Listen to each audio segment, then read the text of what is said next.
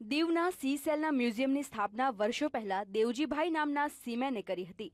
દેવજીભાઈ દીવવાસીઓમાં કેપ્ટનના હુલામણા નામથી ઓળખાય છે. તેમણે આખી જિંદગી શિપ ચલાવવામાં જ કાઢી છે અને દુનિયાના 75% દેશનો શિપ દ્વારા પ્રવાસ કર્યો છે. આ પ્રવાસ દરમિયાન દેવજીભાઈને દરિયામાંથી મળેલી ચીજોનું કલેક્શન કર્યું છે.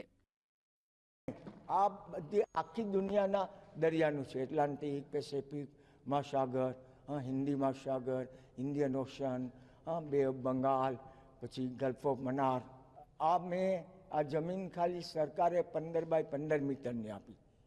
એમાં જ મને એટલું કન્સર્ન કર્યું. એમાં મને ખાલી આ બિલ્ડિંગ બાંધવામાં 17 લાખનો ખર્ચો થયો. સાગરવીર દેવજીભાઈએ સાગરમાંથી મળેલી વસ્તુઓને સાચવવા અને લોકોને દરિયાઈ વસ્તુઓની જાણકારી મળી રહે તે માટે સી સેલ મ્યુઝિયમ બનાવ્યું છે. આ સી સેલ મ્યુઝિયમમાં France, America, London, China, Bharat સહિતના 100થી વધુ દેશોના સમુદ્રી વનસ્પતિ અને શંખલાનું કલેક્શન ખુલ્લું મુકાયું છે. પરંતુ આ મ્યુઝિયમના પ્રચાર પ્રસારના અભાવે તેમજ જગ્યાના અભાવે સી સેલ મ્યુઝિયમની મુલાકાતે ગણ્યા ગાંઠ્યા લોકો આવે છે. એટલે અમે મચ્છી મારવા જતા ત્યારે મચ્છીથી દરિયામાં જ એનો સંબંધ હોય. એટલે દરિયા કિનારે ઘણા શંખલા હોય. એટલે બચપણથી અમે 12 વર્ષના હતા જ્યારે અમારું એજ્યુકેશન ચાલુ નહોતું થયું ત્યારથી આ શંખલા ભેગા કરતા. તે રિટાયર થયો ત્યાં સુધી ને અત્યારે પણ 77 યર્સ ઉંમર થઈ ત્યાં પણ હું શંખલા વીણું છું, લાવું છું, એને ડિસ્પ્લે કરું છું. આ મ્યુઝિયમમાં અલગ જાતિના શંખલા, સમુદ્રી પ્રાણીઓના મૃત શરીર, ફ્લાઇંગ કરતી માછલીઓના મૃતદેહ તેમજ નાના મોટા જળચર પ્રાણીઓ જે એક સાથે જોવા મળે છે.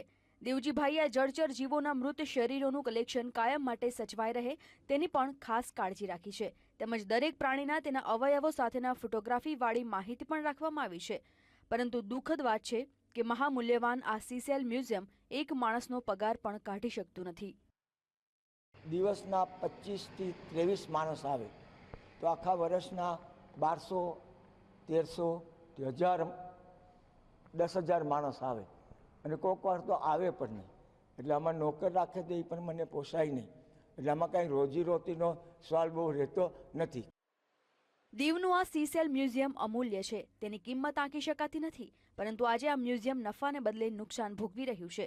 દીવમાં પ્રવાસીઓને આકર્ષવા માટે કરોડો રૂપિયાનો ખર્ચ કરવામાં આવે છે. પરંતુ આ અદ્ભુત મ્યુઝિયમના પ્રચાર અને પ્રસાર માટે કોઈ આગળ આવતું નથી. દીવ આવતા પ્રવાસીઓ આ મ્યુઝિયમથી અજાણ છે અને પ્રવાસીઓ વગર આ મ્યુઝિયમ બંધ થવાના આરે ઊભું રહ્યું છે. દિલીપ મોરી, VTV, દીવ.